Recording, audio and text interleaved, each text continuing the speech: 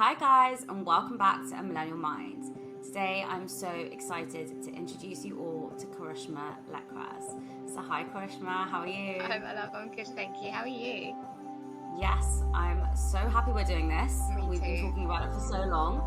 So I'm happy it's Friday night. Yeah. We are jumping on a podcast, and I'm so excited to talk to you today about beauty standards within the Indian community, and also just generally talking about beauty standards and why we don't need to have them. Mhm. But before we kind of get started, and for people who don't know who you are, can you just give us a little bit of introduction about that, about Of you? course. So my name is Karishma Leckraz. I am 27 years old. I am a content creator, petite model, freelance makeup artist, and most importantly, eczema and PSW awareness activist. You did not say you were the cover of Oh, Glamour, which you I should. guess you're right. I'm now a cover girl. Honestly, it's such an incredible achievement. So I just wanted to plug you there and put that out. It's okay. You know what? It's just because so many things have been happening recently. I even forget myself. But yeah, cover girl now. Crazy. It's honestly so incredible the work you're doing. I Thank mean, you. I saw you on Frida, I've seen you on BBC, I've seen you on BBC Asian Network, Mhm. I've seen you on so many places. So, I'm really, really excited to have this conversation with you today. What I want to talk about today is our expectation on beauty standards. I think the focus on female appearance has like never been higher, through social media, the increased use of filters. I think Bradley Simmons recently did this Mhm. post about using a filter, and he was like, why do we all do it? Like, none of us can really put up a post anymore without having a filter on our face. And so there's this so much focus on beauty, and especially on how to look a Mhm. certain way. Like everybody I think now looks the same. So everyone has big lips, everyone has like raised cheekbones, everyone's trying to adhere to these beauty standards. But the thing is, beauty standards always change. But the Mhm. one thing I think that hasn't changed is within the Indian community, we have some core beauty standards. And I want to talk to you a bit about them today because you've mentioned them in all of your videos. So, what Yeah. do you think these beauty standards are within the Indian community and in the Indian culture? Yeah. So from personal experience, it's always been you need to be slim, you have to be fair skinned, you have to be, I guess, submissive, Hmm. in the sense of, um, when it comes to finding a male partner. Um, there's a lot that has been thrown that is so deep rooted into our culture, unfortunately, from I guess colonialism times, and even Hmm. before that, a little bit. So it's just the standards that we set for people in our community are so ridiculous because we, like every race, we all come in so many different shapes, sizes, um, shades. So I think, yeah, it's mad because I don't fit a lot of those. I fit a few of them, but the majority of my life I've never fitted what I guess my community have expected of me, which is mad because I can't change the way that I look. Yeah. Um, yeah. Yeah, I think that's so powerful. We judge people so much about the way they look, but that's what's been given to them. They haven't earned Hmm. it. They're not like trying they can't change the color of their skin. We can't essentially change, our eye shape or nose shape or lip Hmm. shape, or our face shape. You can obviously with cosmetic surgery, but we can't physically change the way we've been brought on this earth. And there is such an emphasis on fair and lovely. I mean, growing up, look, I'm quite fair, and so my family. And so the last year I realized the privilege that I had actually, Hmm. of being like a light-skinned South Asian girl, because people would always comment like, oh, you're so fair, you're so pretty. But that was the emphasis, by the way. And I think Hmm. within the Indian community, the emphasis on women is always about, what do you look like, right? Yeah, It's always about, definitely. your It's body always the way that hair. you have to present yourself. You've got to 100%. present yourself in It's rarely about like a your particular way. achievements or your education. It's always about what you look like and when you get married. Those are the two Hmm. conversations and pillars of a woman within the Indian community that people decide to focus on. So Yeah. I definitely think, growing up, I perhaps didn't have that those comments thrown at me, but I think now I'm starting to really go back and actually, when somebody says to me, oh, you don't look Indian, I'm like, why do you say that, or Mm. are you really Indian, are you half Indian, instead of taking it as a compliment, which I've been taught my whole life to take it as, I'm now not. And having those strong conversations, which I think I wasn't aware of before. So, I'm also learning. I'm also trying to understand what's the good thing and the bad thing to do, and trying to discourage those behaviors as much as I can. Amazing. But I absolutely love that. That's so great. When people tell me that they realize the privilege that they've been set in life, I think that's just such a especially for like our generation. It's mhm, just so progressive and brilliant for me. So I love that I'm hearing more yeah, and more people understand their privilege, and not to take it as like, that we're coming for you, or yeah. that we're trying to make you feel bad about it. Like, obviously there's nothing, like, you're absolutely standing, there's nothing wrong with being light skinned, and like, you can't help the compliments that people give you, but I think that's amazing that you're doing that. Well, I think what it is, your whole life you've been, well, my whole life I was taught that was a good thing. We Yeah. still encourage, you still hear women saying to other women, drink milk when you're pregnant so your child is fair. Your Hmm. child is so beautiful because they're fair. Fairness is something that people focus on so much. It's like the one thing people always say to me is like, I love how you're so fair. And so when your whole life you've been told that's a compliment, to then challenge back, people are almost like, oh my God, now you have a problem with everything. That's generally the narrative, like, oh God, I can't even compliment you now. And it's not about that. I think the deeper thing is that people have grown up feeling so insecure, and on the other spectrum being told that they're not worthy, or they're not beautiful, or they're not valued based on the color of their skin. So if you're going to Hmm. compliment somebody based on the color of their skin, you're essentially implying the opposite of that. And I think it's about just educating. I don't think it's like, oh my God, I can't believe you said that I'm fair. How could you say I'm beautiful because you said that I'm fair? It's all about being like, I understand that you think that. However, did you know, and going into that conversation and explaining to Yeah. them why, it's not necessarily something that you should point out, because, you don't really hear people pointing out the other way. You wouldn't hear somebody outright say, oh, we actually, sometimes you do hear people saying, oh, she's pretty because she's for a dark girl. It's Hmm. these toxic comments. Your beauty has nothing to do with the color of your skin. It should have nothing to do with the color of your skin. It should be due Absolutely. to who you are as a person, right? Hmm. And I truly believe that. So we really need to shift the focus from being beautiful just because you're white, or when people say she's not pretty but she's really fair. I hear that Yeah. so much, and I'm like, what Yeah. does that even mean? Either she's What does pretty or that? she's not. Like, don't you've got Yeah. nothing to do with the color of her skin if she's pretty or she's not. Just, do you think she's attractive or do you not? Don't be like, I don't really find her attractive, but she is fair. That makes no sense to Yeah. me. That it's a backhanded compliment. That's what it is. Literally. But what was your experience growing up with this? Because you talk about this a lot in your Frida video, and I love the way you kind of Yeah. express that. So within my family, so it's my dad, my mom, my brother. I'm one of the darkest actually out of my whole family. My mum is quite light skinned, and so is my brother. And then me and my dad are like the dark skinned ones in my family. So Hmm. I think just in itself, me being a girl, that was just one. When as soon as I came out, they were like, my mum was a bit like, I remember her telling me that she was a bit worried, I guess, of what people were going to say.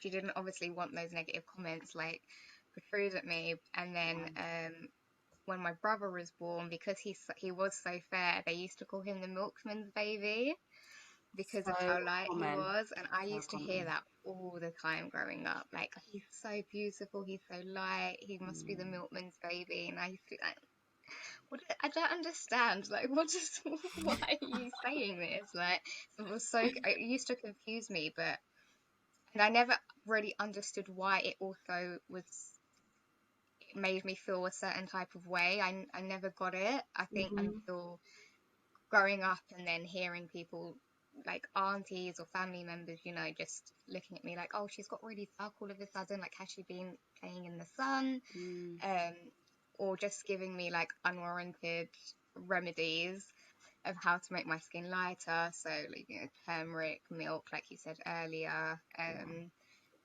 And just the more I got it, the more I was like, okay, there's something wrong with me. Like, maybe Mm. like I need to actually change myself.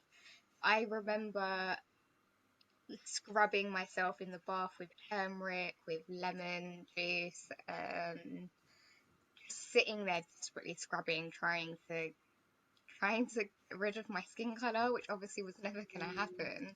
Um, and also, it's the fact of where I'm the girl, my brother is a boy, and obviously boys in our culture as well just get a lot more independence and I guess respect in a way Yes. than what we do as women. Mm-hmm. Um, that has always, and even today, still has a negative impact for me because I still see myself comparing myself to him. Yeah. Um, Yeah. it's always in like the forefront of my mind. Sometimes it creeps in. But yeah, just comments like that. Because I'm really quite slim as well, and even though in our community we love being slim, Yeah. I've never been the slim that people are like, oh, she's so healthy and beautiful and Mm-hmm. slim. It's always she needs to eat more. She looks anorexic. Mm-hmm. It was always those sort of comments that I used to get. So it was even in that aspect, I didn't get Oh I my didn't get the God.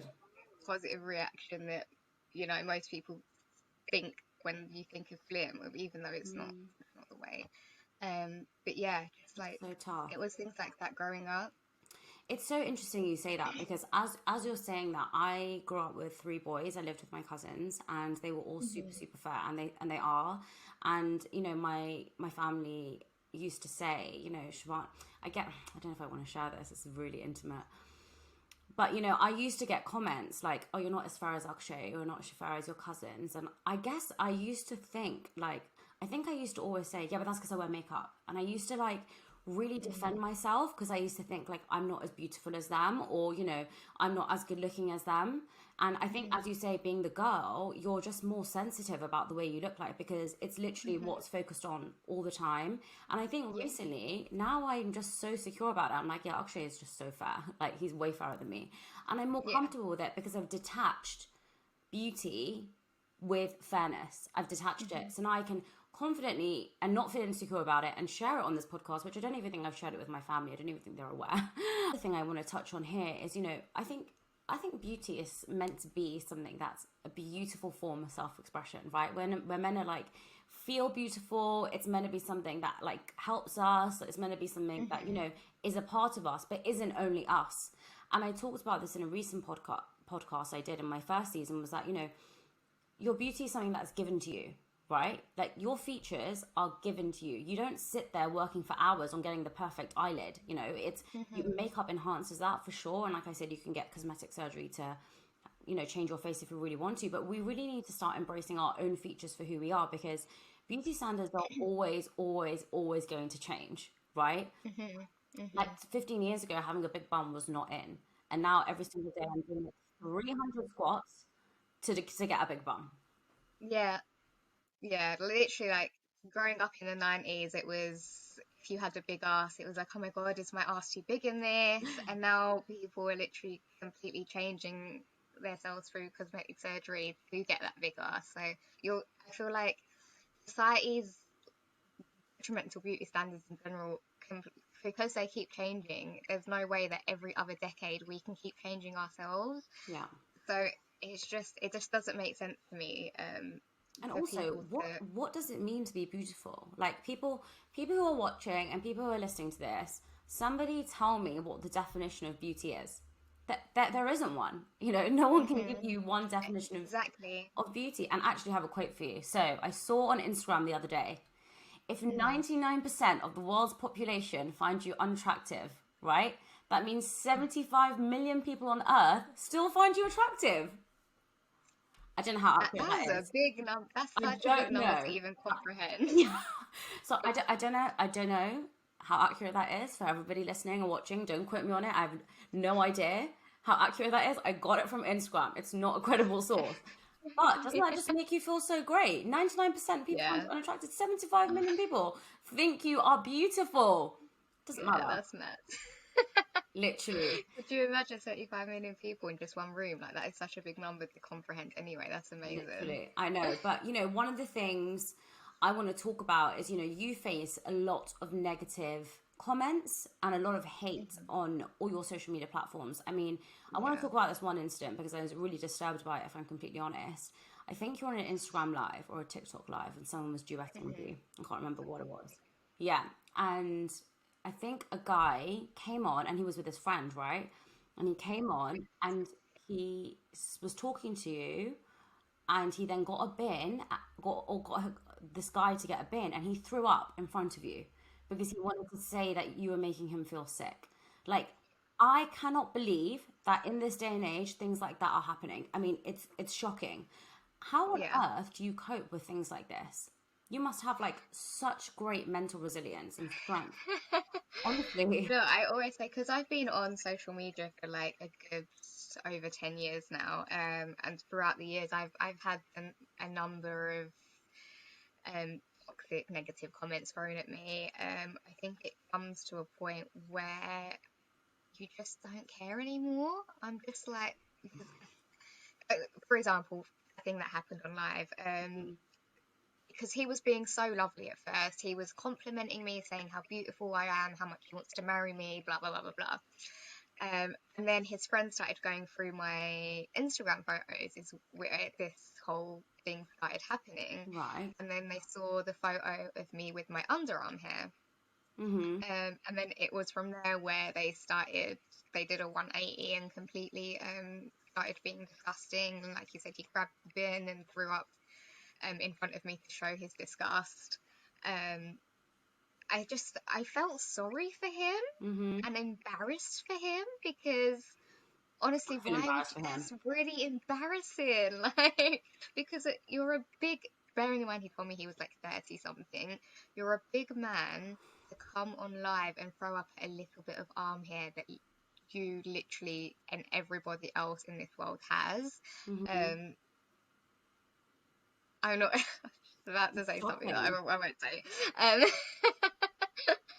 yeah, it was. I just felt embarrassed for him, especially for someone that I would expect that from. I wouldn't even expect that from a child, but you know, Mm-hmm. someone with like a mentality that isn't for your age range, is absolutely disgusting to me and vile. And I sat there and laughed. I didn't know what else to do. I was just Mm-hmm. laughing because I've never in my life, like, I think that's the one thing that has happened to me that I never in my life would have even imagined happening. Yeah. I just sat there in disbelief and embarrassment for him, if anything. Mm-hmm. Um, but yeah, That can from really out of a affect negative someone. comment, Like that can exactly. really damage somebody's Yeah. self-esteem. Mhm. And I just think Most it's, definitely. yeah, go on.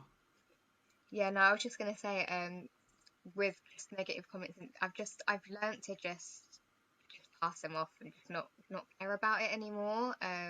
Because I know myself, I know my self-worth, I know I'm beautiful. I don't need anyone else to tell me but myself. Yeah. Um, so just, but it did really upset me in the fact that me thinking if this was anyone else that didn't have Mm-hmm. the confidence or self-worth that I have, I could not imagine what would have gone through their head. And you know, there's always this thing as well where you never actually really know what's happening in someone's life. So They could true. literally be on the edge and it could be you pushing them. Yeah. So just that in itself is, I get scared for people like younger than me, or people that just don't have the confidence for that to ever happen to them, because Mm. I just can't even imagine. Yeah. No, neither can I. And these small things, I think people don't understand the impact of small things in your life. So, Hmm.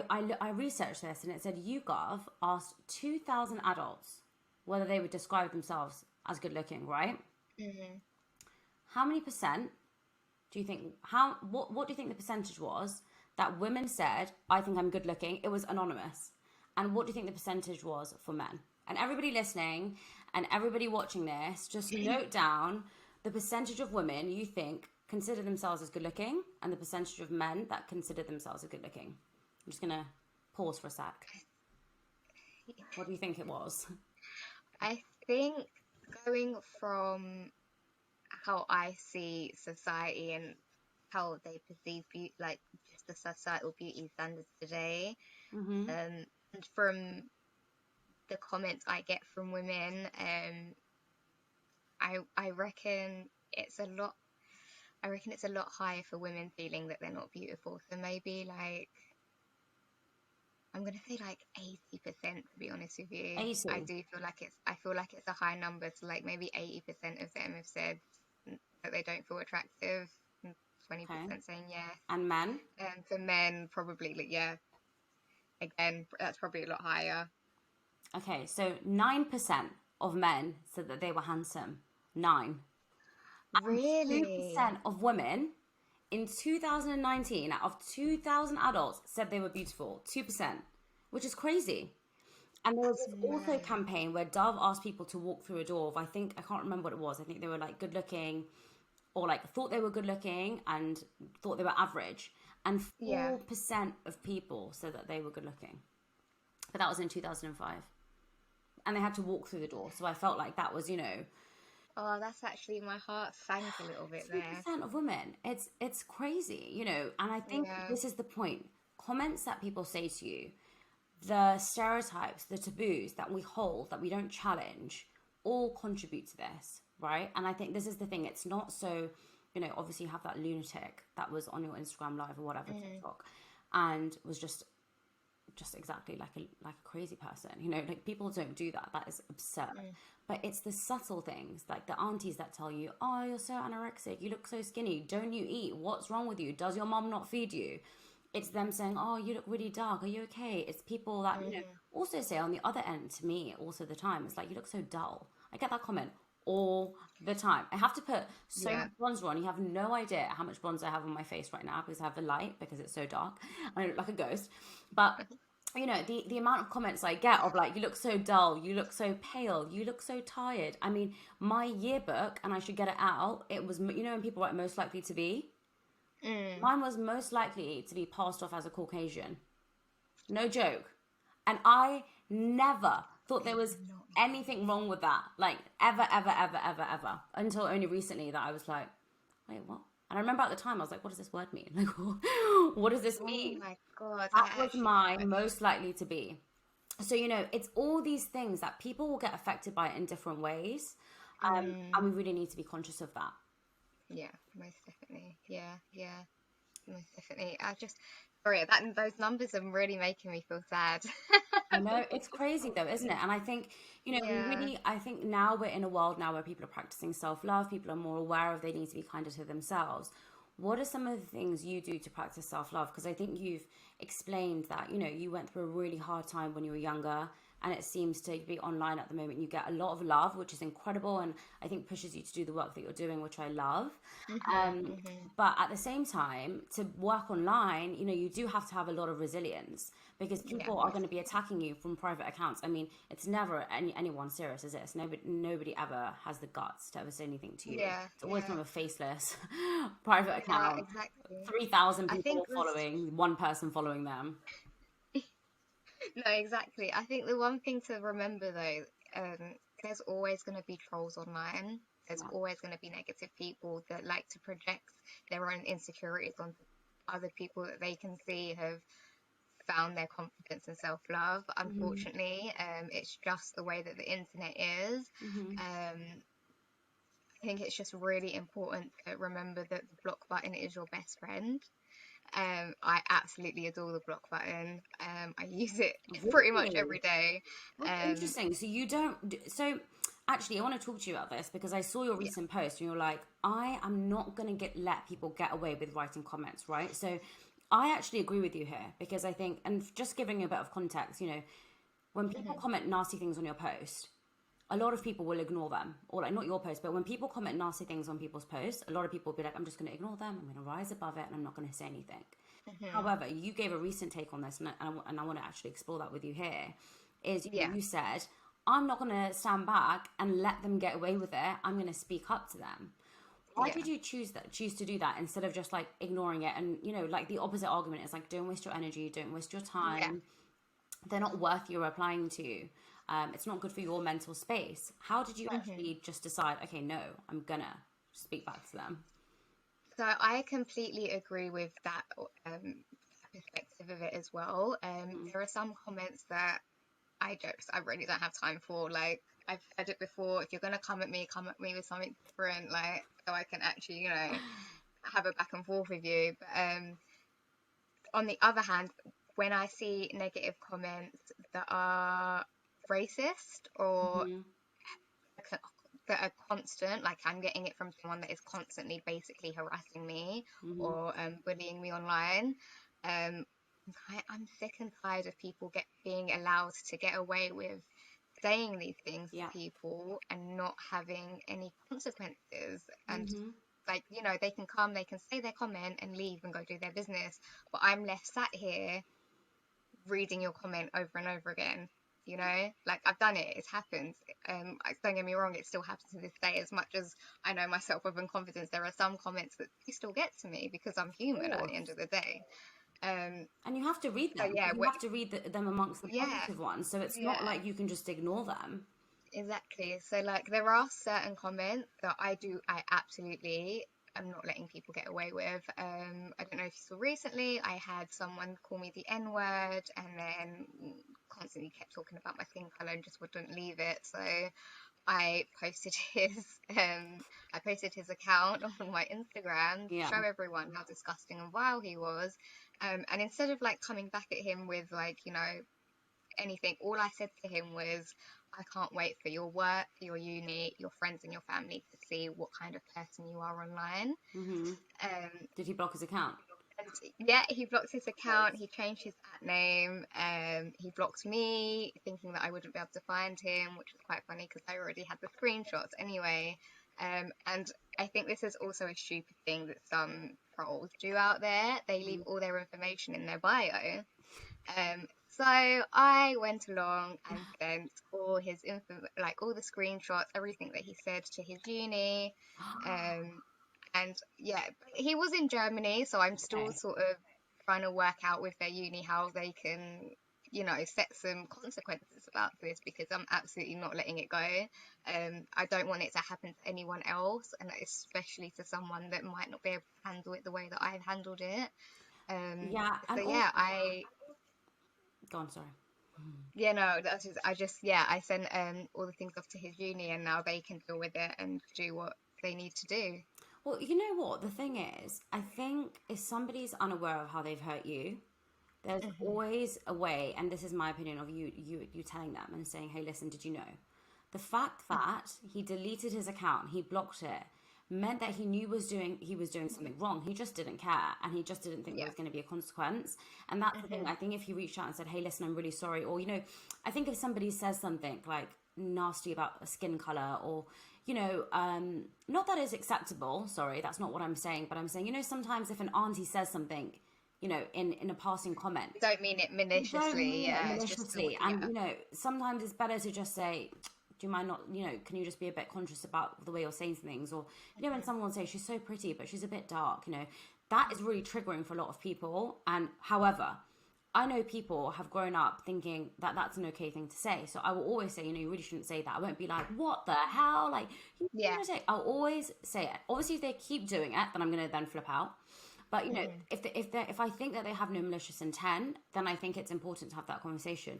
I think the fact that this 100%. guy blocked you, deleted his name, tried to delete everything, knew that there was no way that he wanted to be recognized for being this nasty, and so he just wanted to go off the face of the earth and think no one's going to hold him accountable. So in that situation, I think it's really important to also do that, because then it stops other people doing that, and it makes them think, Yeah. I'm going to think about what I'm going to say, because that's who I'm going to be. I'm going to be exposed. I'm going to be exposed, and that's who people are going to think I am, and that is who I am if I'm going to say that, right? I think so often people don't say things that like it's not a part of me. It's like 100% it is, right? So I think it's really important, that we actually start exactly what you're saying, exposing people who say things like this, and making people aware that some people are saying such horrible things, and like you said, it can impact people dramatically. You've obviously gone through a different journey and really put a lot of work into yourself. A lot of people can't do that. A lot of people struggle to do that. A lot of people are pushed with the other side of like having so much self-hate that it drives them into a really bad place. And we as a society really need to start encouraging people to work on themselves, but also facilitating that conversation by not having these trolls and these horrible people getting away with that. I think one of the things that, really spoke out to me about your account is, when you say you already find it so difficult to deal with your eczema and your pain. And, I actually showed somebody your account and they were like, I can't see that she's got eczema. She's so beautiful. Her skin is lovely. But, I've seen some of your posts. I've been following you for a while. So I know that you've put up days when you're having flare-ups, days when you're feeling really low. And these comments like that can really affect you on those days, right? It's like with anybody. Whenever you're having a really bad day and somebody comments on something nasty on your page, you're just like, oh my God, I just can't cope. But how do you dealing with the eczema and then dealing with these negative comments? Are there any things that you do on that day to make you feel better or, switch you out of a negative mindset into a positive one? I always say this, and this is always my go-to answer, because it's just, I don't know what I would do without my support system. My boyfriend and my best friend are absolutely everything to me. They are who I go to on my bad days. They just, when you have those people in your life that always just know how to ground you and make you realize all the positive things that are going for you when you can't really grasp it at that moment. I think it's really, really important for people to be able to have those people. As much as we like to say that, some people like to say anyway that they don't need anyone and they've got this and whatever. It's with like I keep referring back to, human nature at the end of the day is to be around people and have that connection to people. I think just having a support system in general, like I wouldn't have even started posting about my eczema if it wasn't for them as well. It's just so important to just give you that back to like level 0, I always go to them. There's also like I've been doing a lot of meditating lately. I've actually joined like an online meditation group on Instagram, where the leader like throws in like a lot of like really nice talks, and it's nothing too long. They're like 5-10 minutes, but even just taking that 5-10 minutes out of your day just to recenter yourself. I've just been doing things like that. And there's also, I've been getting amazing, beautiful, heartwarming DMs recently. Just referring back to those lovely comments always helps me bring me back to like a better place as well. Well, one thing I really admire about you is your strength, and it's amazing to see you have this amazing network. But I have a question to ask you. So in terms of beauty standards, I want to talk about hair, and this is like a very sensitive topic, and it's something that I think I'm not as forward with, right? So my whole life, and I still remember when I was like 13, I was like so hairy. My whole life I've been really hairy. I think when I was like 7, I went into my parents' room and used my dad's razor to like shave my monobrow, and I think I must have like cut off a bit, which is why my eyebrows are a bit funny. I think we've all been there. Every Asian girl story, right? And I remember when I was in school, and I remember so well, I was in year 7 and we had PE, and I remember we had to wear shorts. And the good thing about the school was you started in September, right? So it was cold. And I remember you had to wear shorts and you had to wear socks. And I remember the socks would come up to your knee, and the part of your thighs aren't that hairy, right? But you're still conscious as a girl.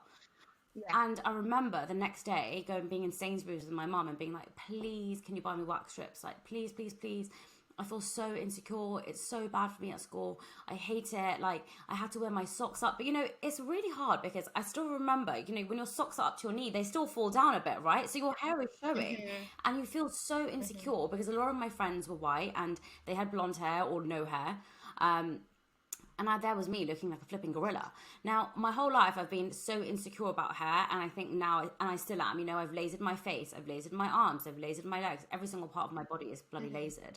And I'm still insecure about it. I'm still not confident to go out there and show hair because I think the people that do are still really criticized for it, right? And you know, you are one of those people that shows off her body hair. You did a talk with Shira, which I also loved.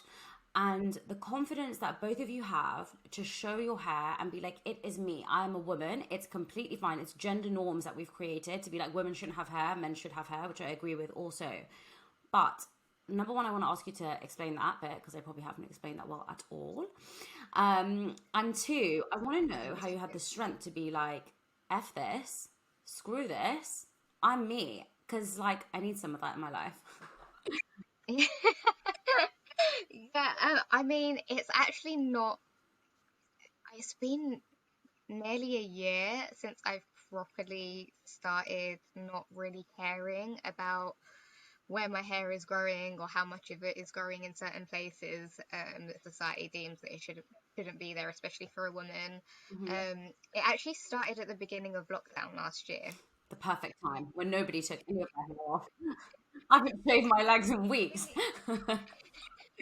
Honestly, that's literally how it came about. I think so I spent the first 3 months staying at my boyfriend's house.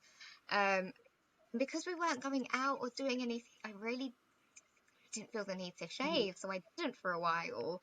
Um, and I think my boyfriend at one day was like, "Yo, your armpit hairs have got really long, you know." It's like, and I didn't even notice because I'm not Mm, going out, I'm not okay. seeing people, so it never really crossed my mind. And I looked at myself in the mirror and I was like, I actually really like this. Like, there's something about it that is making me feel really sexy. It kind of looks good. So Mhm. I kind of just left it. I had some content to do, and then realized like, oh, I've got armpit hair and I'm wearing like a strappy top. Like, should I leave it? And then, like I've been following Shira for ages, and I think just women like her and me constantly seeing women like her because I choose to follow women like that Mhm. that bring substance and just something positive rather than negative in my Yeah. life. So I think just from that, I was just like, I'm just gonna post this photo and see what happens. But like, because Instagram, you follow who you want to Yeah. follow, right? That's what the majority of that platform is, most for most people. So most of the comments were really lovely, and people were just like amazed at me being able to show it. Mhm. But I just think there's also this thing that's always been at the back of my mind because I do have eczema. Like, I Mhm. don't have a lot of hair that grows like on my arms and stuff because the constant skin peeling ends up taking my hairs out Yeah. anyway. Um, but there's this thing that's always been at the back of my mind that it's almost like society deems women to look like children, like pubescent children, right? And there's always this thing where, Mhm. and it kind of relates back to almost pedophilia in a way, because it's Mhm. it's not natural for unless you're going through like alopecia or you just maybe don't grow as much hair as other people. Um, Women grow hair in those places. It's something that is just natural. It's God's given. Actually, yeah, just that whole concept of a woman being Mm. hairless. I Um, never thought of it like that. I've never ever thought of it like that. But yeah. like the submissive woman is definitely something that is so Hmm. prevalent in Indian culture, and I've talked about that in another podcast about, we're just taught to be Hmm. quiet and silent and not say anything, and even when things happen to us, it's like don't say anything, and you're shamed for it. You're shamed for saying, oh, somebody sexually abused me, somebody sexually harassed me, somebody came up to me. It's like the woman is always to blame, and Yeah. so I definitely can understand why that is something that could be the reason why. But also, I think it's also that women just have completely different standards compared to men. We just Yeah. do, and men do, I guess, in Yeah. other senses of perhaps before being the breadwinner and the person that had to work hard, and the woman was someone that didn't have to. And Yeah. there's still a stereotype on that. Women are who are what's the word? Not house women. What's the word? Housewives. Housewives. Yeah. Like house women. Women who are housewives are it's seen to be normal, and I think men who are house husbands, there's definitely a stigma around it. So it definitely Hmm. works both ways, but. I think especially for women, you are the focus is truly and always on your beauty and what you look like. You know, people will focus on that first. She's so pretty. What does she do is secondary. How much money does she earn? No Yeah. one cares. For a man, it's like, how much money do you earn? It's always about, for the women, what you look like, how you present yourself, your character, your reputation, all of this stuff. And for a man, it's completely opposite. And I think we really need to start breaking those gender stereotypes and detaching them. And I think the concept that we talk about with hair is something that fits into that so well, because Yeah. I love the way you and Shira described it as like hair is genderless. You know, it's something that I choose to have on my body, just how a man does. How men shave their chests and wax their legs or whatever they do, Yeah.